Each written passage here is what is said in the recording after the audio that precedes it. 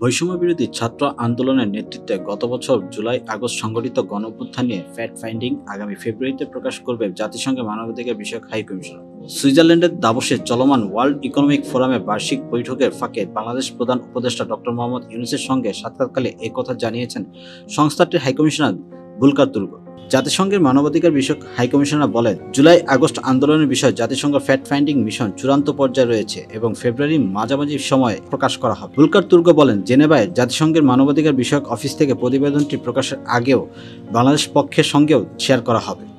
এ সময় প্রধান উপদেষ্টা ডক্টর মোহাম্মদ ইউনূস ছাত্র আন্দোলন নেতৃত্বাধীন বিদ্রোহের সময় সংগঠিত অপরাধের তদন্তের জন্য জাতিসংঘ মানবাধিকার অফিসকে ধন্যবাদ জানায়। জাতিসংঘের মানবাধিকার প্রধানকে রোহিঙ্গা সংকটের সমাধানের সমর্থন আহ্বান জানান ডক্টর ইউনূস। রোহিঙ্গা সংকট নিয়ে আসন্ন উচ্চ পর্যায়ের সম্মেলনের কথা উল্লেখ করে প্রধান উপদেষ্টা বলেন, এটি সবচেয়ে খারাপ মানবিক সংকটের দিকে বিশ্বব্যাপী দৃষ্টি আকর্ষণ করবে।